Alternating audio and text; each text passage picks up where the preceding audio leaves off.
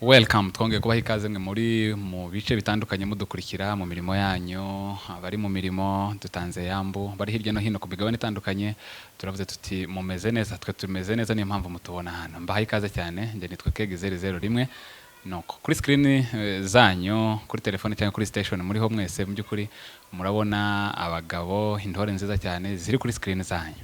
Uhise wibuka hano wamubonye muri video, uhise wibuka byinshi umuziho, ariko reka ndeke kugutwara umwanya cyane kugira ngo tumuhe umwanya aganire. Noko reka mbaha ikaze. Hanyuma ku muntu utarakora subscribe nicyo gihe cyiza cyane cyo gukora subscribe, kuko ibyiza tubiraje bikurikirana, kuko muri beza ni impamvu tubategurira ibyiza. Ndabashimiye cyane. Reka mbaha umwanya batubwira amazina, imirimo by the way babikenewe. Hanyuma nyuma yo kwivuga turabona gukora muri imwe twaganiraho kugira ngo bigire ibyo bimariye abadukurikirana, ndetse byibuze umwe ugana mu bwami bwo mu ijuru. Turabashimiye cyane. Murakoze cyane. Nitwa Intumwa Nteziryayo Freddy Daniel. Murakoze. Nanje nitwa Etienne, ndi umupasiteri, ndubatse, mfite umugore n'abana batatu. Murakoze. Turi muri Amerika, muri state ya Washington, umujyi wa Bellevue. Yes, murumva ko ari abakozi b'Imana, noneho nakiri hangaha, ariko reka twiganirire. Okay, muri bato ariko ntago muri bagito, niyo mpamvu muri hano kugira ngo muganirize imfura zose dukurikiranye. Aha, ku myaka yanyu, mugenzi wanjye hanya naravuze ati ni Intumwa, undi naravuze ati ndi pasiteri. Uko biri kose mwayobotse ya ministries 5 zanditse muri Bibiliya. Yes, twari tumenyere ko umuntu abo mudiyakoni akazamuka, bityo akazamuka, bakazongera akazamuka, bakamushyira mu igaragaza ry'igihe kirekire, bikaza kurangiza abaye mwarimu nko ku myaka 40, muri 60 ugasanga abaye revera. Ariko kuri ubu tubafite ku myaka itari myinshi muri mu mirimo itandukanye by the way. Aha, muraza kutuganiraho ku ncamake. Aposo ese uko byagiye bizamuka mwigaragazwa rye kugira ngo none tumubona ari aposo. Hanyuma na pastor uzaza kubitubwira. Hanyuma dufite byinshi twaganira kuri Habakuki, bikaza kurangiza tuvuze mu bami. Ariko reko uyu munsi dukore ikintu kimwe. Aha, vision, mission, tutibagije ko hari n'ikimana iba yaraturemeye. Noko reka buri wese atubwire background ngufi kuri we, hanyuma tubone kwinjira muri topic ya none. Murakoze cyane. Twishimiye cyane iki kiganiro kuko ari cyiza, rw'impamvu zo kubasha kuba twohishura umwe wihishemo. Umuntu arashobora kwihishamo, tiyihishure, tiyitahure, ntamenye icyo Imana yoba yaramuremeye. Muri make ndashima Imana yaduhamagaye turi bato, gusa ndi turi bato cyane, bagito, kandi turi na bato cyane. Ariko ndashima Imana ku myaka yacu, kuco dukurikiye kuba twarabashije guhishurirwa ico turico nabo turibo. Ndashima Imana kuri uyu mwaka, ubu neje imyaka 39. Mfite 39, ndi muri mission cyangwa muri vision yanjye, maze kwitora. Ndashima Imana rero ko muri iyi myaka inzi ico ndico nico naremewe, nico ngomba gukora. Ibyo rero ico mwari muvuze, ndashima Imana ko yaduhaye vision. Ifite ministeri yitwa Kingdom of God International Ministries, ifite Church of Christ tubasha gukoreramo, dufite indi shami yitwa Boaz Foundation yo hejuru yo gukora imirimo yo gufasha abandi bantu tubazamura kugira ngo binjire mu mihamagaro yabo cyangwa se muco baremewe. Rero muri make, muri background ibyo waruvuze, ntabwo Imana ihamagara umuntu ngo imukishe aho mutekereza kuva ku bushemansi kuzamuka, ahubwo umuntu wese Imana ifite icyo yamuhamagariye. Hari abo yahamagariye kuba intumwa, hari abo yahamagariye kuba abahanuzi, hari abo yahamagariye kuba abavugabutumwa, hari abo yahamagariye kuba abashumba, hari abo yahamagariye kuba abarimu. Muri mwiyobokamana, muri ubwo buryo ntabwo ubanza guca ku wundi uhita winjira muco yaguhamagariye. Ntabwo umwe ubanza kugira ngo utegure uwundi, ahubwo umuntu ahamagagwa rimwe. Hari icyo Imana yamuremeye kimwe agomba gukora mu buzima bwiwe akagura ubwami bw'Imana agafasha itorero, kuko iyo byose nibifasha umubiri wa Kristo bigakomeza itorero, ubwami bw'Imana bukamamara. Murakoze cyane. Murakoze. Ikibazo mwambajije cyo kuvuga background yanje ni nini, wenda umuntu amaze gukura, ariko njyewe nakijijwe 2003 nibwo nakiriye mwuka wera, 2007 nibwo ninjiye muri ministeri ya evangelisation hari Kigali, nibwo natangiye kuvuga ubutumwa, Imana yampamagaye kuvuga ubutumwa hanze y'itorero, ku mihanda n'ahandi hose hashoboka, ku bibuga by'imipira, ku ma beach, na hano muri Kenya niwo murimo nakoze, n'ubu muri Amerika niko kazi nkora umurimo w'ivuga butumwa. Dukorera mu itorero ryitwa Westminster Chapel rikorera mu mujyi wa Bellevue, ari nk'abanyoboye ministeri yitwa New Covenant. Byo dukora ni ibyo ngibyo, ni umurimo w'ivuga butumwa. Murakoze cyane.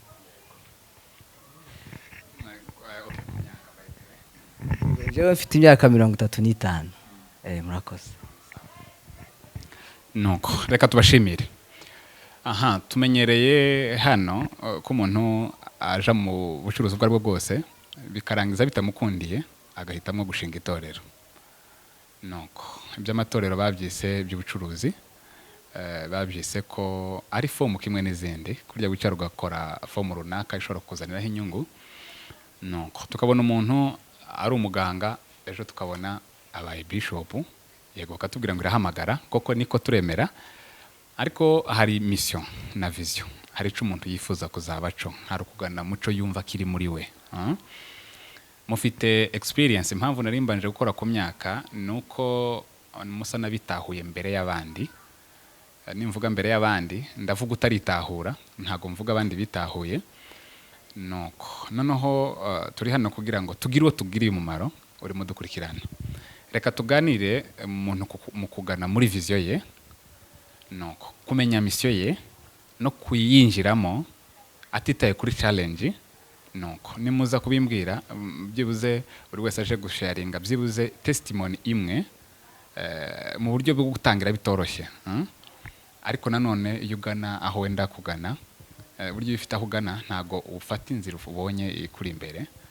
Nuko mission navize kugeza ubu hari abantu batabyumva hano muri kino gihugu turimo, hari abantu bafite imirimo ari ugasanga ntayirebera ejo, just arareba ko afite abakristo 200 n'abakristo bari ku maguru 2, ntago tuzi ko ntago baratora ikirago. By the way, bari ibintu bisaba kuba bifite form runaka ifite ahantu iva. Yego ndababwira ndababaza make, ariko mwe murambwira arenza nababajije, kuko ngubwira wumva ntavunika, kandi namwe nzi ko muri tayari kubinsobanurira. Murakoze cyane. Murakoze. Icyo ni ikibazo kinini cyane, ariko nagerageza gusubiza bikeya.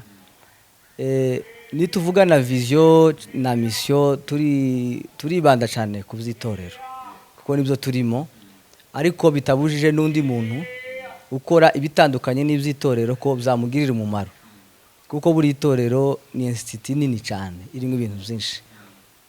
Kukijanye na mission na vision, Yesu Matayo 28 umurongo wa 19, Yesu asezera abigishwa arabwiye ngo nimugende mu mahanga yose mubwirize ubutumwa bwiza. Umurongo wa 20 aravuga ngo nzabana namwe. Ibyo rero iyo ni cyo bita mu Cyongereza ngo ni Great Commission, niyo nshingano nkuru Yesu yasize. Ibyo warubajije rero, amatorero yacu muzukuri, ibyo twita success y'itorero, ibyo twita guhamagarwa, ibyo twita Imana yampamagaye ngiye gutangira ministeri, ntekereza ko abenshi atari byo dukora, kuko dukora icyo Yesu atavuze. Ariko nakubwira gutya, success y'itorero rya none ni ibintu bitatu ndakubivuga: ni building, n'aba members, ni amafaranga ari muri bank account. Kuvuga ngo muri iki gihe cyacu eglise ifite ibyo bintu bayarangije, iba yashitse iravuga ati ahangaha turarangije. Ariko ukarebaga ku ruhande rwa Yesu, success y'itorero mu buryo Yesu yashakaga, naho itorero rigeze rijana ubutumwa. So itorero rigeze mugeze mugenda, kuko Yesu yaravuze ngo ni mugende. So ariko ugasanga uri mu itorero uraritaye ngo Imana yampamagaye ngo njane ubutumwa, ukamushinga ikanisa iruhande. Urumva ariko ntugende, wakarishinga nta kibazo, ariko karishinga ugende nyine, ariko ntaho ugeze. So Yesu yaravuze rero success y'itorero naho itorero rigeze, apana aba members aho rigeze rijana ubutumwa. Kabatse amatorero n'abadukurikiye abapasiteri n'abandi bafite ama ministeri, mugeze mugenda kuko niho access yanyiri, urumva. Ariko rero ikiteye ubwoba nuko ntago dukora mission, tukora ibindi byacu nk'ibyo watangiye uvuga. Umuntu ni muganga, abaye pasiteri kandi yari dogiteri, urumva ni ikibazo rero sinzi niba ndi kugusha neza mu kibazo wambajije, ariko navuga yuko amatorero yacu mu z'ukuri vision, wenda turaza kubivugaho cyane kuri vision, ariko mission nkuru dufite twese itorero nimwe, ariko uburyo tuyikora biratandukanye. Ibyo dushize imbere priorite zacu sizo za Yesu, kuko narabivuze ejo aho twaganiraga ijambo ry'Imana, habayeho kuvuga ngo mu bantu bari bubona aba members benshi b'itorero, Yesu yari kuba uwa mbere, kuko yababwije abantu 5,000, agaburira abantu 5,000 kandi abagabo gusa, ahandi 4,000. So umuntu wari ufite abakristo iminsi 2, abakristo 9,000 yari umusitari. Izo rero igihe cacu ca none ubibonye ukabona aba members 9,000 womara abantu. Ariko ntekereza yuko mission nkuru y'itorero ni ukujana ubutumwa. Nkabaza rero kandi ngo mugezehe mugenda, yego iyo ni mission. Vision rero vision ni ikintu kinini, haba mu buzima busanzwe, haba no mu buzima bw'itorero. Kavuge mu buzima bw'itorero, amatorero yacu menshi ntafite vision, ntawaje ni donc kavuge za ministeri tubona za none ugereranyije na ministeri ya Yesu, kuko tugomba kwigira kuri Yesu kameme. Cyambere kikwereka ko ntaho tugana n'icubaro dufite, nivyo dushize imbere, ariko vision zacu ntaho ziri, ntaho zanditse. Ndavuga ibintu bitatu kuri vision yawe, igomba kuba yanditse iri clear, ku buryo wahora n'umuntu ukamwereka aho uri kugenda. Cyo ni kimwe tudafite mu eglise yacu, n'aba members dufite muri za ministeri batazi iyo tuja, batazi aho twari turi umwaka ushize, batazi neje aho tuzaba turi. Cya kabiri vision ngunda kubivuga ikagomba kuba vision izwi, ukayibwira abantu, uranumva. Vision ntigirwa ibanga, igomba kuba ukayivuga abantu bakayimenya. Uciye aha wese yakubona uyu karagenda,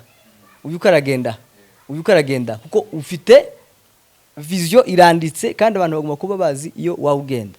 Ikindi cya gatatu, vision ugomba kuyikoraho buri munsi, kuko vision ni ubuzima, vision ni ubuzima bwawe.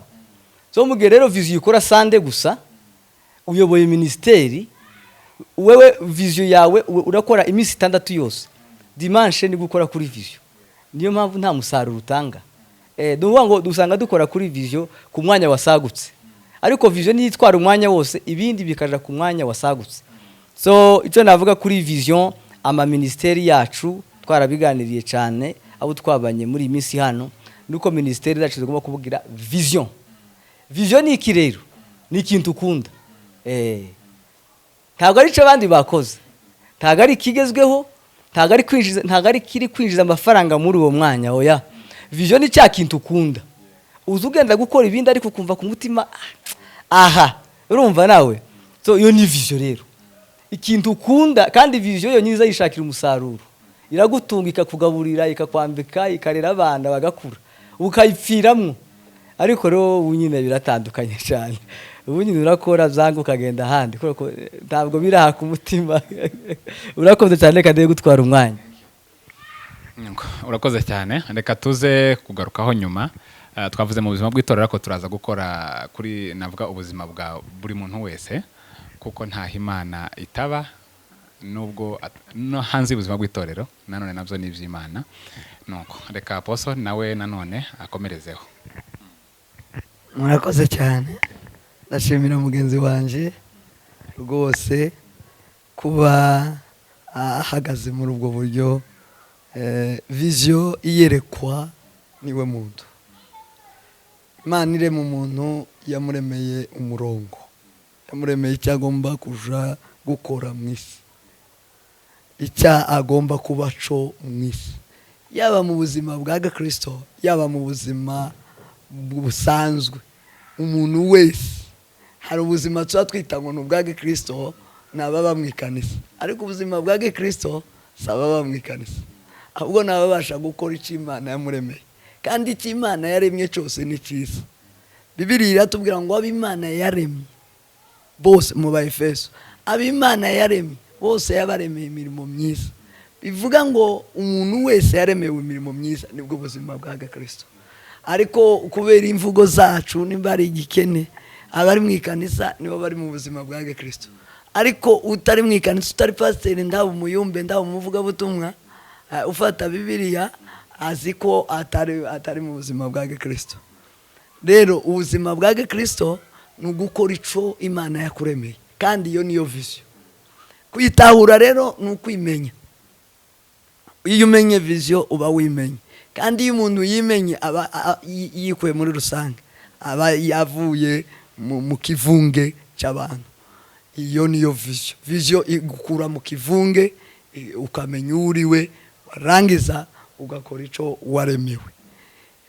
Ico waremewe rero kugikora neza no kugikiranukaho, kera uzaba winjiye mu mugambi w'Imana. Nukuvuga ngo umuntu wese icyo akora agikiranukeho. Niba uri umunyamakuru kiranuka, niba uri umunyakamerameni ufotora kiranuka, niba ari ico ngice Imana yaguhaye ugikiranuke. Nimba waritawe ukamenya ko iyi niyo kariyeri yanje, uyu ni we njewe, bikiranuke, uzaba uri gukorera Imana, uzaba winjiye mu mugambi w'Imana. Kubijyanye natwe nuvuga Imana yampishuriye kuba nuyobora ministeri y'ivugabutumwa y'ubwami bw'Imana, yo kwamamaza ubwami bw'Imana, niyo twebwe dufite. Ibi nabyiganye kuri Kristo amaze kuvuka abaye Mwisi, akuze umunsi wa mbere yinjiye mu rusengero yahise abwira abantu vision ye. Yesaya 61, Luka 4:18, yahise ababwira ngo nje umwuka w'Uwiteka ari kuri njye, yansigiye kubwiriza abagwaneza abakene ubutumwa bwiza.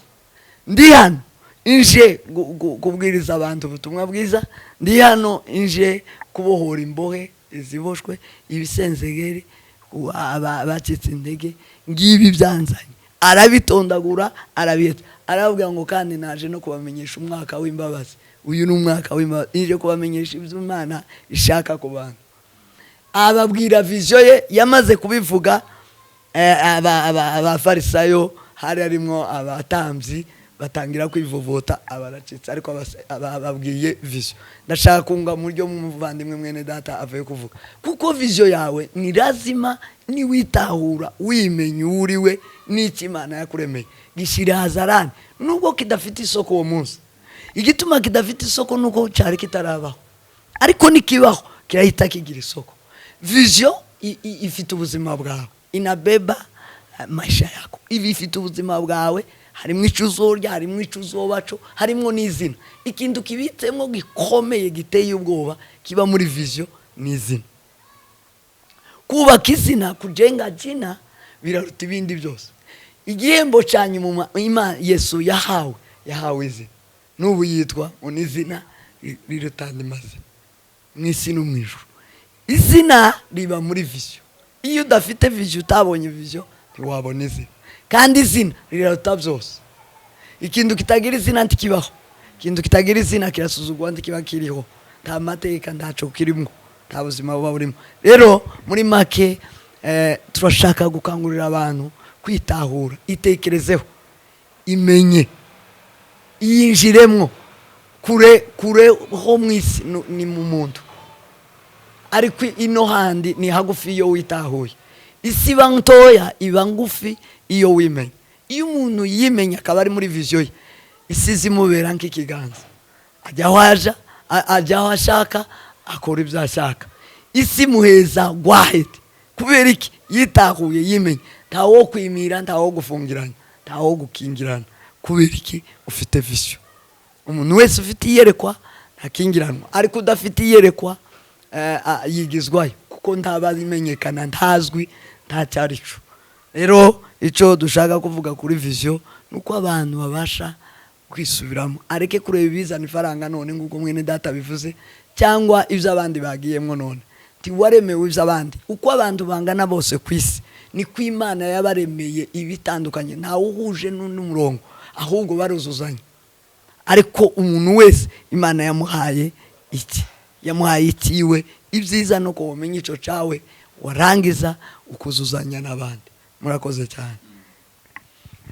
Murakoze cyane. Niyo mpamvu hano twivugira ngo turi mu minsi ya nyuma yo gukora umurimo data azadusangamo. Niyo ngo rero reka mbibarize gutya, iyo dukora bino tuba dukora ngo tugire udufasha. Ni gute umuntu ashobora kwitahura? Hari umushaka kuvuga ati yego ndabyumva, ariko se ubukene bwanshize imbere option, kurikira iyo option kugira ngo mbone uko ndya. Nuko hanyuma buriya biba byiza iyo ubaye urugero, uko biri kose mbere ko mwitahura hari iminsi runaka muzi mwapfushije ubusa. Bibaye byiza niba mufite iyo testimony byibuze imwe mwatubwira ati ntaritahura nari meze gutya, narashatse gukora gutya, mbona atari ibyanje, ahubwo nkora ico kuri none murimo mumbonamo ariho nyuma yo kwitahura. Nuko kugira ngo dufashe abadukurikirana inzira ngufi itamutwariye ku gihe nicyo gihenze, cyamuganisha muri we nyawe Imana yamuremeye. Murakoze. Ntaragera aho ngaho, icyo navuga nuko iyo umuntu afite vision y'ahantu ari kugenda, nta kintu na kimwe cyamuhagarika. Yego, nta badayimoni bagushobora, tibishoboka. Nta burozi bushobora kuguhagarika, nibyo tizirogwa ntirogeka. Niyo mpamvu na Satani yananiwe Yesu, agakubitwa ibigerageza, akagerageza inshuro zose, kandi avuye mu butayu. Tibikunda, ntago bikunda. Iyo ufite vision n'amayisha, niho umutima w'Imana iba. Umutima w'Imana uba ku muntu ufite vision, kuko umuntu ufite vision ntazerera. Ndane bajya kukivuga, kandi ikindi vision nticika intege. Nubwo ihura n'ibigerageza ariko nticika intege, kuko n'ubuzima. Keretse upfuye nibwo vision ishira. Naho ico waruvuze experience se mbere yo gukizwa ngaho mugeze bene ivyo. Jewe kuva kera natangiye kwatura ico nzabaco hataragera. Narabivuze nukuvuga ngo iyo gitinya kwatura ico uzabaco, ico si cawe kireke. Ubu ufite ubwoba nibitaba, reka nceceke nibitaba, nta ubizi mbigumane mu mutima. Nibibaga bazaba babibonye. Iyo nta vision urayivuga kuko ubuzi 100% izaba. Nta kizagibuza, kutakiza kihagarika. Ubukere ntibuza bwishobora. Kandi hereho urugero ntange wenda experience yanje. Jewe nakuze ndi imfuzi. Kura ntabana ni wacu. Napanze mu mazu menshi cyane. Tagira n'ikirato cyo kwambara muri Kigali. Uranumva? Ntagera unishurira ishuri. 2023 nabibabwiye. 2006 ubu njye myaka 3 wikizwa uja muri korale bene izo n'amasorute n'amahuduma menshi ukinezerewe impano ziza uhawe ufata n'amasezerano bene izo ngizo. 2006 ntangira kwatura kwizera kwanje. Ntangira kwatura ico nzabaco. Kuva kera nkundi evangelization. Kera rwose. Sinari nzi kubwiriza, sinasomaga Bibiliya ariko nkabikunda. Nkagerageza kuja mu bindi ariko nkumva umutima wanje nihuri. Ndibuka njya ku ishuri rya Pade, ndashaka kwiga infirmiere cyangwa se nursing. Ubwo bita nursing ubu ngubu. Mvayo. Ndabireka. Kuva ico gihe ndibuka nari mu kabare n'umuhungu witwa John, arambaza ngo ariko uko nza mu rusirimba cyane ngo uzumva uzabiki. Ndamwatije nzaba international preacher. Kandi ubwo yaranzi ku rusengero batugaburiraga kuri bonani wacu batuguriraga inyama. Nta kintu ntasoge sitakirato. Arambwata ariko wowe uzaba international preacher? Ndabwati yes. Ko naho mpanumva ni umutima wanjuri. Kabikunda ibiterane byose byivuga butumwa byabaye muri Kigali nayo bayemo. Turatandukana. Ivyo nisangaga ngo buri munsi nivuga butumwa. Ninde uri mu bigo by'amashuri Kigali ni jewe.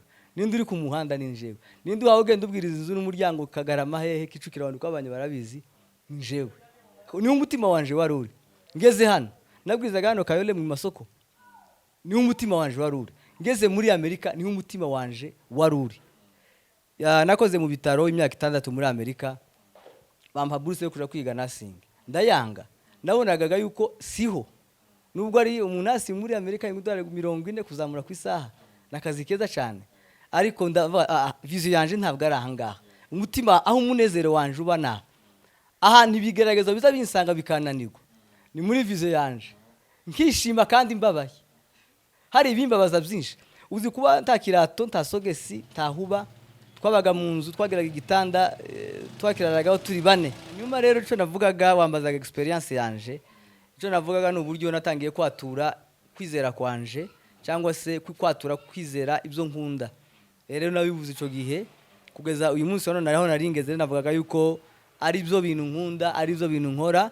Ikindi kandi arabatinya nabivuze kuvuga kwizera kwabo. Ubu wango se bitabaye wenda abantu bazanseka, reka mbiceceke, wenda nibiba bizaba ariko bitabaye ari nje ubizi, abate ugomba kuzatura. Ico nasharinga kuri experience cyane cyane nk'abantu batuye muri bino bihugu atari iwacu muri Kongo, nuko ntugomba kwitinya, ugomba kwigirira icizere. Ikindi ukamenya yuko utari wenyine, uri kumwe na Yesu. Aho Yesu yavuze Matayo 28:20 twahavuze, nzabana namwe. Ntabwo ibyo hakora ari ibyawe wenyine, Yesu ari kumwe nawe. Ico nasharinga experience rero nabonye nuko iyo uhagurutse ugakora ico ukunda, byanga byakunda birakunda. Ndaguha urugero, mvuga ngo tugiye gutangira gukora ama crusade muri Amerika. Abantu barasetse, bakambwa ati crusade kwa ngo hano ni muri Kenya, hano ntabwo ari muri Afrika. Ndavuga ati ariko Yesu yatubwiye ngo tugende isi yose, kandi nano ni kwisi, kandi tugeze ku mpera kuko dutuye kuri yose ya Pacifique. Uco twakoze rero twari informe, dutangira kugirana ubushuti n'abanyamerika bafite amatorero, bafite vision nk'iyacu.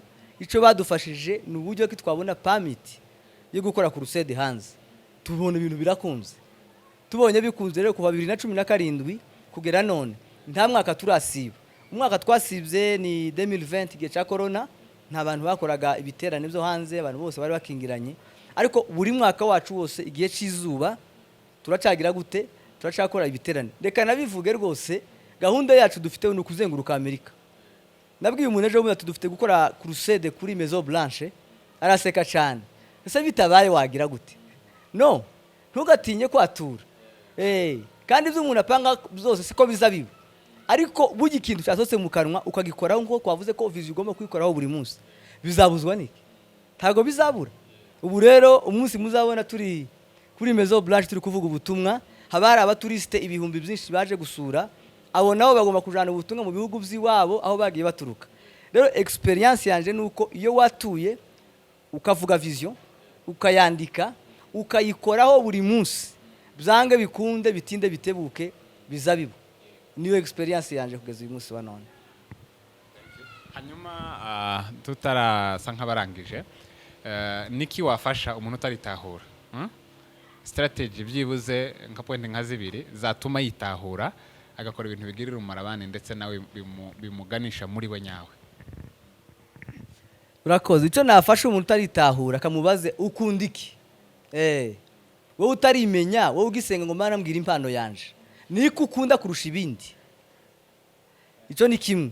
Icya kabiri, ibyo bintu byose wakoze byaranzega, byanze gukunda, byanze gucamo, mvuge gutyo.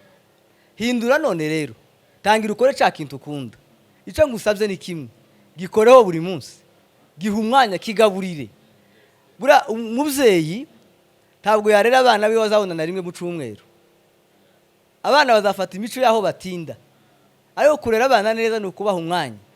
Rero niba wowe utaritahura, kora cya kintu ukunda, wikwigana iby'abandi kuva none. Kandi noneho icya kabiri, icyo navuze kugikoraho buri munsi, tuvuge nk'urugero hano muri Kenya turi, hariho ko turavuga twiganisha kuri eglise, hariho ama conference ibihumbi abera mu mujyi wa Nairobi, ari international, harani na ya free, yego haraho bisaba kwishura, naye hari igihe wasanga washobora no kuyishura, ariko kubera kuko icyo ukunda utagiha umwanya ntuzi ko binahabera. Dore icyo ukunda rero gifite abantu Imana yateguye bazogishigikira. Nigeze kumva inyigisho imwe umuntu ababwiriza aravuga ngo buri gihe ngo Imana izaguhuza n'umuntu. Izaguhuza n'umuntu gute? Kandi ukora ibintu bitari ibyawe. Imana izaguhuza n'umuntu waca kintu ukunda yaguhamagariye gukora. Igihe cyose rero ukora ibitari ibyawe uzahora uvunitse. Kuko icyawe ntikikuvuna nta nubwo kiremera. Murakoze cyane, nibyo bintu bibiri. Navuze iki? Navuze gukora cya kintu ukunda, cya kabiri gikoreho, giha umwanya ukigaburire. Murakoze. Yes, murakoze cyane. Nuko reka tureke gukomeza gutwara umwanya, hanyuma aposo sharinga wibuze experience imwe ya mbere yaho, nuko na nyuma yo kwitahura, hanyuma dufashe wenda kwitahura, byibuze nimba wunga mu rya mugenzi wawe cyangwa nimba ufite irindi nawe, nuko dufashe abarimo badukurikirana kugira ngo bitahure bagane muri bo nyabo. Murakoze cyane, mwagize neza mwene data. Cyo nshaka kuvuga mu z'ukuri haba igihe cy'uruzerero. Igihe cy'uruzerero kibaho umuntu ashakashaka, areba icyo umubiri uri kumusaba, akareba icyo umuryango urimo umusaba, akareba situation aho atuye, ibyo birimo bimusaba. Bigatuma rero akenshi umuntu atabasha guha umwanya uwo ari we, ariyo vision, akananirwa gutahura vision kubera aho hantu ibyo bintu biba bimukoraniyeho, biba bimurimo. Ariko ndashaka kubabwira ikifasha umuntu kuba yotahura vision ye byihuse. Cyambere njyewe nanje nabayeho ndi mu gihe cy'uruzerero, biramvuna birangora cyane. Nico gihe nzankicuza imyaka myinshi nabayeho ndafokasinga muri vision yanjye, bitewe na miliye, bitewe n'abo twari turi kumwe. Kujya umuntu ntawe ukuzi, ni wowe wiyizi gusa. Aho muvukana ndi bakuzi, aho musangira ndi bakuzi. Ukuzi ni wowe wiyizi. No kubera uburyo aho narindi, icyo numvaga nkunda kuva mu gashorero ni kera cyane. Kiri mutoya nakundaga gusenga, ngasenga ngigana barimo basenga, ngenda nsa n'ubigana, bigera naho mbasha kumenya icyo ari cyo, nja gusenga, Imana irangenderera, nakira agakiza njyewe muri 96 yari itangiye gutyo. 90 ishira hari mu kwezi kwa 12 hari ariho igitaramo cy'ihuduma. Ibwo nakiriye Yesu nk'umwami n'umukiza. Kizijwe rero numva ari byo zanje, bikora mbikunze, bikora mbyishimiye, ariko ndaramenya neza umurongo wabyo. Icyo ukunda uzukinjiramwo, wakinjiramo umutima ukamutuza, ukamuja mu nda. Vision yawe nico wokora umutima ugatuza, nubwo kitokuzanira inyungu, ubwo nubwo kitogira icyo kigufasha, ariko aba ari wowe. Ikiza kikwereka ko ari vision, nuko umutima uzutuza, ukamererwa neza, ukishima. Icyo gihe rero, icyo ni kimwe cyamfashije, nuko namenye icyo nkunda, kiraguma kinzamo, ndagumiza ndagikora, kaja gusenga kagikora. Na uko niko gukura kwacu, kuko mwene data yabivuze, niko kugwira mu ngingo zose, niko kukugandana, ukazihurukamwo ukaja ku musozi. Cyo ni kimwe cyamfashije. Cya kabiri cyamfashije, ndavuga kuri nge n'abandi y'amaviziyo y'abari atandukanye. Cyamfashije kindi ni uburyo nataramaga, noneho ngakira ubuhanuzi, Imana ikamvugaho, ikavuga ngo wowe uruyu. Wambwiraga uwo ndiwe, umutima wamaga umbwira ndaje, biriya nibyo.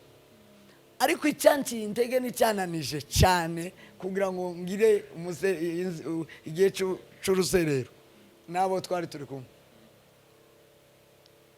nareba entourage cyangwa abo turi kumwe, agace nari ndimo, numva ko nobabwira iby'Imana izimvugaho, nibyo nanjye nza numva nkunda, habona batabyumva, tibabitahura. Umutima wambwira ngo wowe ntubivuge ibi bazobyumva. Ntawo kubona ko wowe pastor, ntawo kubona ko ushumbikanisa, ntawo kubona ko woje ahantu ukahatangiza ikintu muri vide wenyine kikabaho kigakomera. Ibyo bintu bituma ngenda ncika intege, nanirwa gukora mu gihe. Mva muri Kongo nje Burundi, hari ibyo bindimo, mvi Burundi nzaha. Zanibuka umunsi ngera mu Rwanda nahagize icyumweru ndimo nzaha. Avandimwe mbabwira hejuru ya vision ko ikomeye. nabwiye umukobwa twasenganaga yari mu Rwanda aho baza batarama, namubwira ngo mbwirira mu nsengero ngiye muri Kenya, barasenga arambwira ngo hari umuntu ukweretswe, ahita mbamagara kuri telefone ati nguyu nakubwira ibyo yakweretsweho kuko ni wowe yeretswe. Yambwiye ngo ese uyu muntu twadusengera ni umuntu w'agahonja muto muto ngo mugufi wirabura.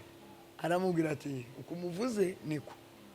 Yaravuye ku ishuri, twari tubana n'umugabo umwe uri aha ngaha bita Byizigiro Aimable, tubana ku Kigo n'abandi benshi. Hanyuma aramubwira ngo aramweretswe, nambeze telefone, ambeza telefone, arambwira ngo ugiye muri Kenya ku gihe mu gihe cyawe cyiza, ariko hari ibyo Imana imbwiye uzozirikana. Icya mbere tukabe hanze y'ikanisa n'umunsi nushika mu gitondo wirubure nimugoroba, nushika nimugoroba mu gitondo wirubure, turare utiribuye utagiye ku ikanisa. Icya kabiri, icyacu muzokizirikane, izo uzobona bikeya cyangwa byinshi uzuza ukiranuka mu cyacu, hanyuma Imana ikikujaniye muri Kenya izagisohoza ugiye mu gihe cyawe. Ibyo bintu byahise bija ku mutima, zuzuzanya n'ibyo ndibyo. Navuga ngo uyu muntu yanyeretswe kubera ko icyo ngunda ikanisa, ngunda Imana, nkunda gusenga. Ibyo bintu ndaza ndabikora muri Kenya hano, bikoze nibwo nagiye nakira ubuhanuzi bwinshi bumbwira ngo tangiza ministeri, tangiza ikanisa, niwanga abo musengana bazagusiga. Nibo baba Pastor Etienne twari tubana hano n'abamuhirwa n'abandi. Nakoze resettlement ya mbere ibyo kuja hanze hano muri Kenya 2013 mu kwezi kwa gatanu, 2013 mu kwezi kwa gatanu nibwo nagiye gukora interview ya mbere ya UN yo kuja hanze. Nayikoze mbere ya benshi bari hanze batarazikora, batarazihaba. Ariko umunyakenya waje kumbwira wita Bishop Mukaya, ambwira ngo Imana yamubwiye ngo sinzova hano ngo ntarashinga ministeri utarakora icyo Imana yaguhamagara, kandi urakizi kikuba mu mutima. Abo mu bana bazagusiga bose, uzoyitangiza utakibana nabo. Ndamubwira ngo reka kuroga, ndi imbere ahubwo kindagenda vuba. Ariko byaje kurangira bagiye, nibwo nagiye gusenga saba Imana impezi icyo ngomba gukora. Bivuga ngo vision ni kijukunda no kugiha umwanya. Ikindi ntutinye ikiza cyica vision, kiza gituma benshi batinye badakora icyo baremewe cyangwa vision zabo, nugutinya kuzivuga, kandi nugutinya kuzikorera aho batamwemera ko yobazo. Byatumye mva muri Umoja ndimuka, nagiye nahishe, tabona bibwiye abo tuvukana n'abandi, simbabwira icyo ngiye gukora. Sibye Imana yaramfashije, bona sezeye Bishop wanje n'aba pastori, babwira ko ngiye gutangiza ikanisa. Ariko bose baza banca intege, wowe ti wotangiza ikanisa muri Kenya ntibyo ukunda. Bamwe barushe barambwira ngo abo muvukana bose ti babana, umuntu nagira n'umuntu wo hanze, uzokura ifaranga zo mu ikanisa, uzokura ifaranga zo kugura keyboard, zo kugura amaspika, zo kuriha aho muzokore. Niba biramutse bibaye ugize ikanisa, tugira biwanyu hanze. Icyo kitu ni ibyo nibi muri bimwe bica intege umuntu ufite vision. Ariko ndashaka kukubwira ngo woye gucika intege, ntawo kugenera icyo to kwigenera. Nta muntu kuza usibye wowe. Abantu bazabamenya uwimenya, abantu bagatahura uwitahuye. Ariko utarimenya, utaritahura, tibashobora kukumenya. Icyo ni kimwe no kumva nofashisha abantu. Cya kabiri, ushaka kukubwira ngo kubijanye n'ubuzima, ukabona ufite vision, ukabona n'ubuzima, ukabona ibiri hafi byo gufasha mu buzima. Wiramiye umunsi umwe ariko utakaje igihe kirekire. Vision ni ubuzima bw'umuntu azasigira, azaraga n'abana nabo yasize, nicuza usiga ukagisigira n'abandi. Ariko icyo impishi zishira, umuntu azarya none uzurya mu gatondo nimugoroba indika gusaba ibindi. kandi icyo gihe kuratakaza igihe, kuratakaza iminsi, umunsi uragenda ntugaruka.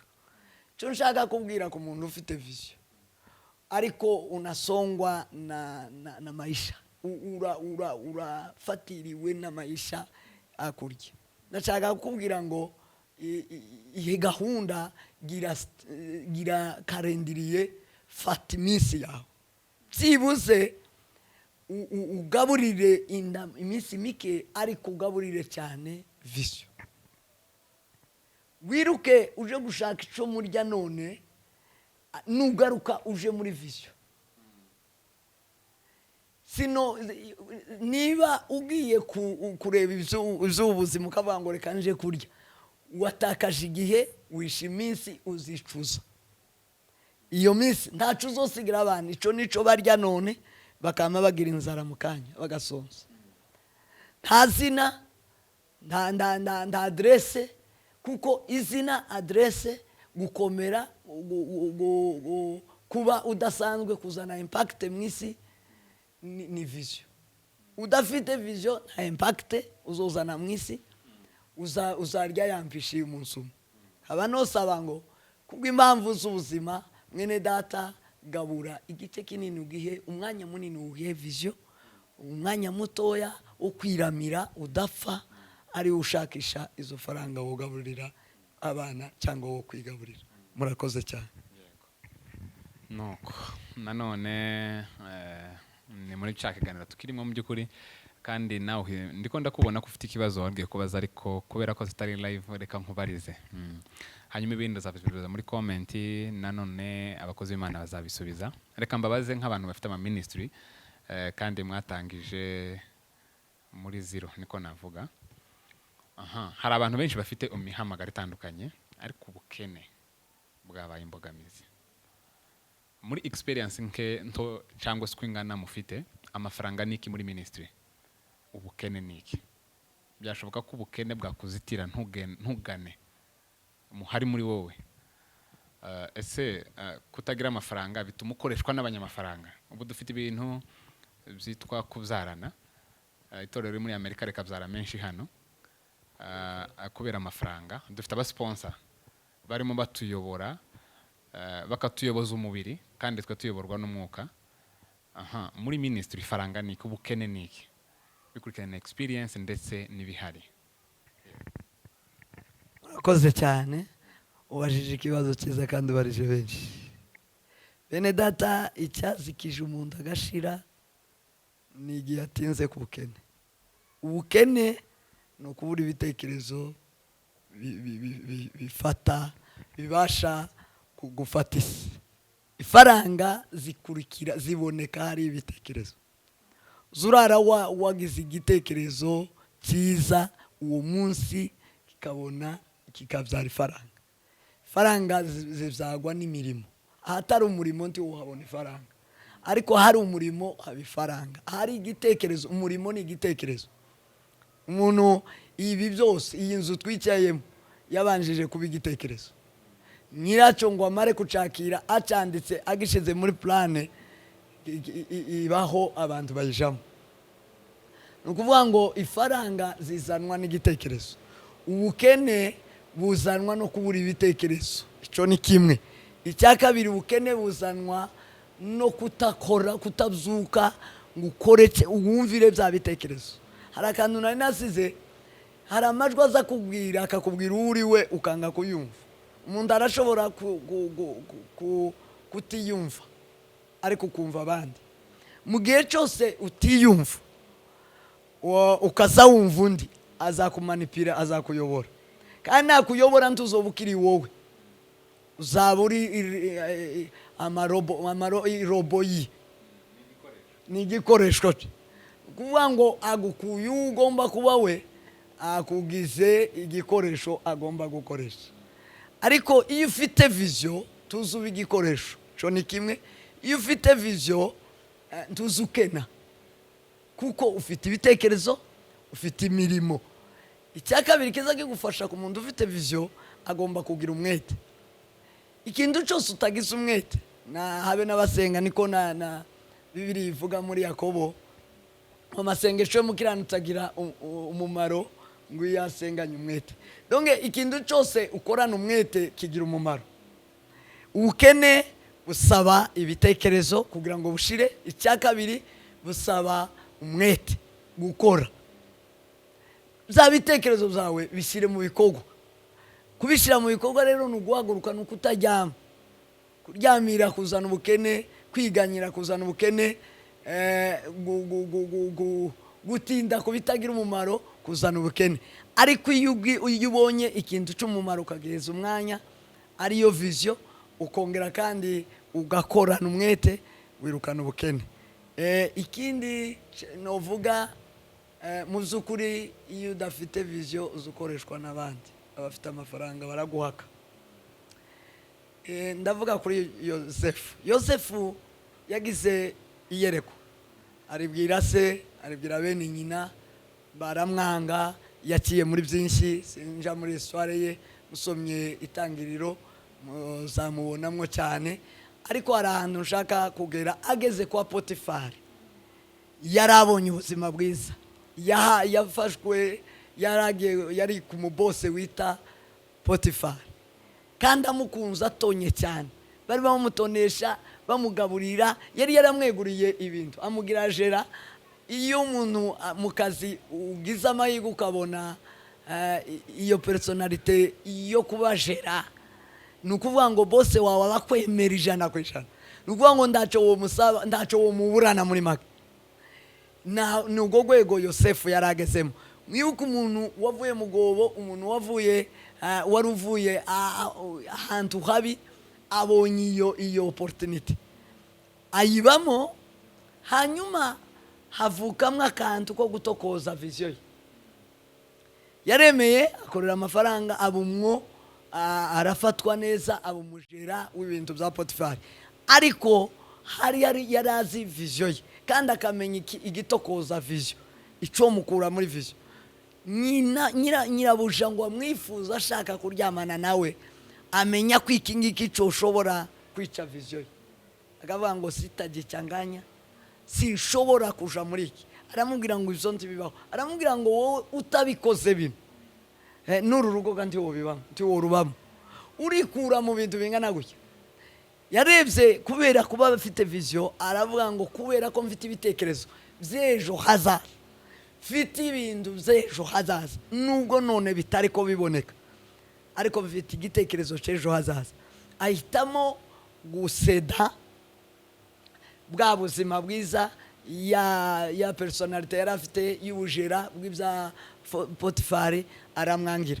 Nyinabuja aramurega, bamuta mu mpimba, atakaza bya bintu, atakaza bwa bukire yari afite uwo munsi, ariko butari ubwiwe. Ni ukuvuga ngo niba ukenye none ukaba wawe ushaka amafaranga, ndakenye ndino, natangije ministeri mu gihugu cya Kenya kigoye, kitafite ifaranga, simfite abakristo tibafite utuzi, nanje ubwanje ntatwo, ngahamagara Etienne uri muri Amerika, ufite ifaranga, yewe tubyare, inzaba ngiye kuzitsa icyo ndico. Ya mafaranga ye niyatuma amanipira, akankura mu muhamagaro kajya mu wundi.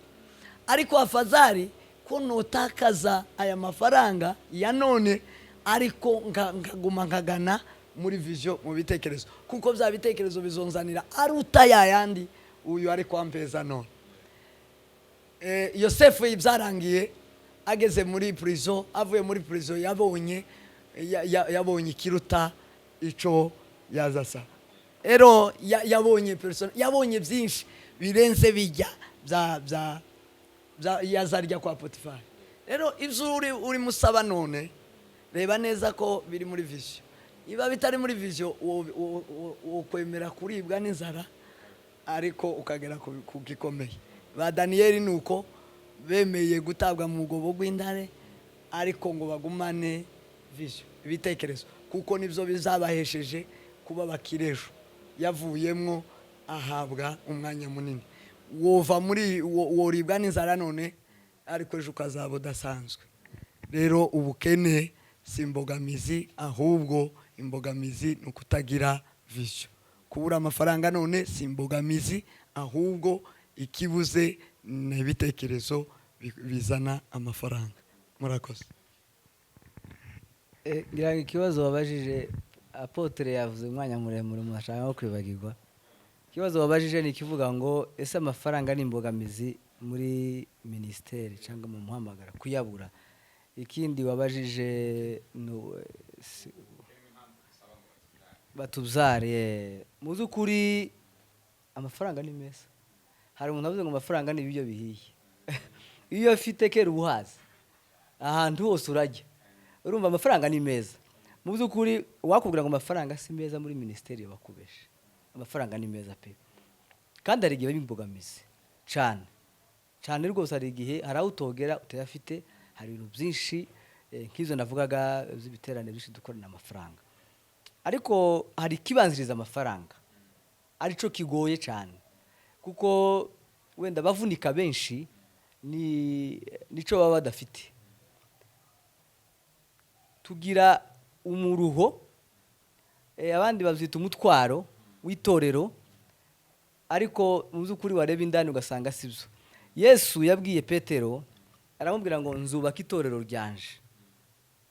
Apana rya Etienne, nzubaka itorero ryanje nje. Itorero ni iryande, ni irya Kristo. None wowe stress ufite n'iziki? Niba Imana ikubwiye ngo genda nkorere, yamara igaceceka, none wowe ufite ikihe kibazo? Ni iryayo, sibyo? Ariko hari igihe tugira uruhuha rw'itorero kurusha Yesu. Ugahamagara isi yose.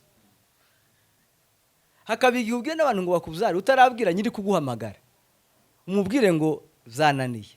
Erega Imana turaganira n'umubyeyi, yibwire, ganira nayo yibwire ngo tubone ukuntu mbabaye, dore aho wankuye, reba ukuntu bimeze, niki gikurikira. Ariko twega hari igihe tubahamagara abantu tutarabwira bose ari we Yesu. Umva uko rero ikigoye ngiki ngiye gusoma hano, Matayo 19:29.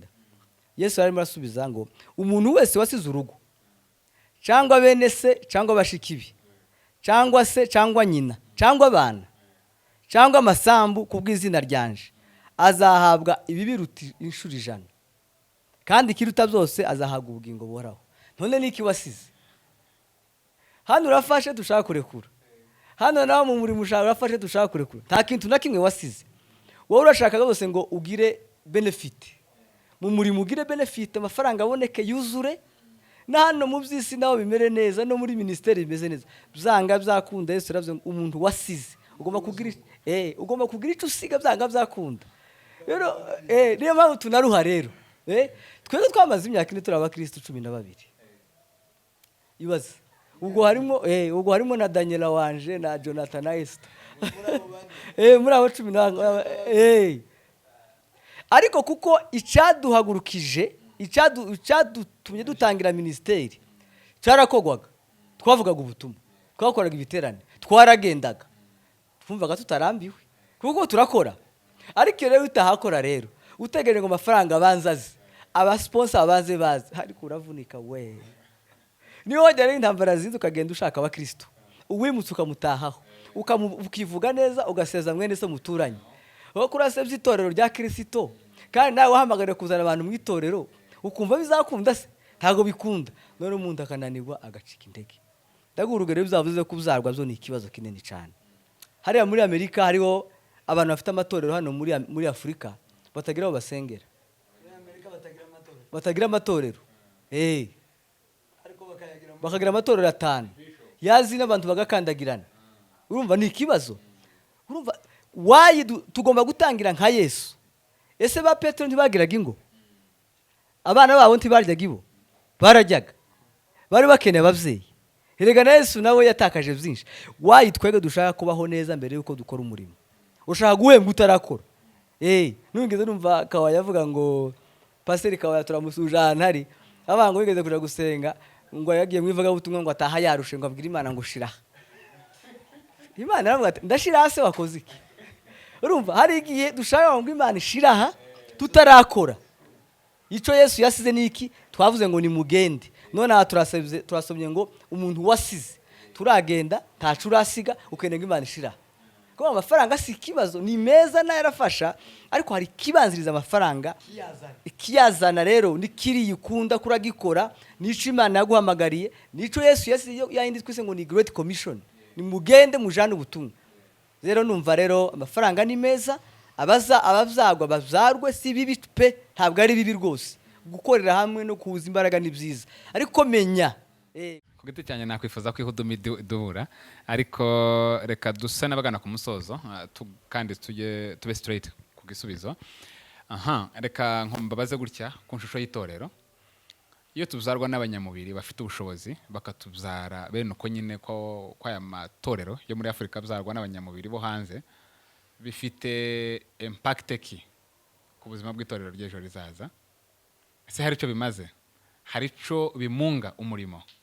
Cyo ni kimwe. Kigira kabiri, ese ko batubyara tukiri hano, nitumara gushikagayo tuzavugaga ngo ntimushobora kutubyara, icyo cuka tuzaba twereye imbuto bariya abantu turera mu buryo bw'umwuka? icyo ubajije kirumvikana, nta munyamubiri uzubyara umunyamwuka. Ni ukuvuga ngo nta munyamubiri wobyara itorero. Ni ukuvuga ngo ikibyara itorero yabivuze kare, itorero ni irya Kristo, nyiraryo niwe ni mu mwuka.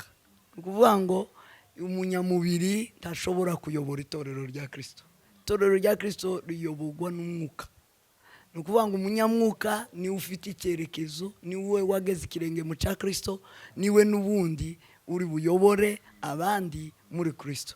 Paulo niko yaravuze ngo nimugere ikirenge mu cyanje, ngo kuko nanje nakigeze mu cya Kristo. Nicyo nubasha gusubizaho. Sinzi. Urakoze cyane. Hari ibibazo byiza cyane, kandi simbizi n'Imana irimo yakuyobora. Yabisobanuye, nta munyamubiri uzara umunyamwuka. Niyo mpamvu amatorero yashize. Rero muracabatiza, tuzocabatiza amatorero yacu utakibatiza kubera iki? Ntabakizwaga. Itorero ririmo rirashira, icyo ni ikibazo. Iyo itorero ryabyawe n'umunyamubiri, vision yiwe ni fame, amenyekane gutyo. Waga itorero rero rigatakaza misiyo yayo kurana ubutumwa, rigakora bya bindi zo kumenyekana, kandi nizo bihari. Ariko ikindi bavuze ati se bazarwiye bageze hanze, hari ikibazo. Ndaguha urugero, uwakubyaye ni pasiteri, wowe uri archbishop, uraje rero. Iso ni pasiteri, wowe uri archbishop, none biragenda gute? Urashika ubwire so, ubwire ngo papa, none wowe umwana njewe mbeso nanje nkubyara. Nizo bibazo biri hariya, biriho. Kuko umuntu avana ari bishop ku rugero, yagarira agasanga wamubyaye ni pasiteri, kuko titiri iri hariya cyane cyane mu eglise y'abazungu ni pasiteri, niyo nini cyane. None uvuye hano uri bishop, ugeze iriya uri so wakubyaye ni pasiteri. Ngaho tuganire hano, biragenda gute? Ni kese ugira gute? Uragenda ukaja gutangira rero, kuko uranga bati aho kugira ngo pasiteri ayobore bishop, ubwo ntibishoboka. Ubwo kabiki nta kibunje sinkibaye umwana nje ndabaso. Dufite izo kese cyane muri Amerika, ndagenda subiririye. Urumva rero ni ikibazo gihari, mu zukuri Imana idufashe, kandi mu zukuri idutahuze ibihaye biba ku isi, n'ubu gitorero hari genda rishira. Ikindi cyabuze cyane matorero yacu ni urukundo rw'abana b'Imana, kumva ko church ari family, ari famille, ni wawe ni mu rugo. Urumva cyo ni ikintu gikomeye cyane. Byo ni ibintu bigenda bitakara, ariko numva cyo nabivugaho, abazagwa babyagwe, ariko bamenye ko nibageririya na amakese batazazingura mu zukuri, kandi manini cyane. Murakoze. Yes, reka tugane ku musozo. Ni twari kubwira ABC kuko ni byinshi byibazwa. Kubwo tugana ku musozo, reka nkwibarize wowe uvuye wabona Joe Biden. Umuntu arashaka kugenda abona nyine agatike kari hafi ko agana muri Leta Zunze Ubumwe za Amerika, akifuza ko ajana byibuze nka bishop cyangwa pasiteri. Bakavuga ati ugeze hariya abazungu bita bagufata umushahara bikaba bigenze neza, wiviriyeyo kandi wavuye utari pasiteri. Tubwire nimba hari amafaranga abandi bahabwaga utarahawe, noneho tugende twipanze, kuko niko abantu bose bari kubitegura. Urakoze cyane. Amafaranga ntayo. Baraguha iki? Wakoze iki? Pasiteri wande hari abakristo wazanye timu y'abakristo se ntaco baguhembera. Iyo ugeze hariya uratangira nyine kubaka umurimo, ukubaka ugakora bya bindi wakoraga. Niba uri umuvugabutumwa, niba uri pasiteri, watangira ministeri, usenge Imana ikingura amayira, Imana iguha abantu mufatanye umurimo waguke, hanyuma utangire ugere ku bindi. Ikindi byo bavuga by'abazungu kuguhemba kuko nturi umupasiteri wabo, ntabwo ari bo bagusengeye. Kandi ikindi basengera umuntu ibo wize theology, kuko uva hano utazi kuvuga guri kiragi. Umva nta wahemba ikiragi kitagikora, niyo reality. Kuko ntuvuga none se barakugira gute?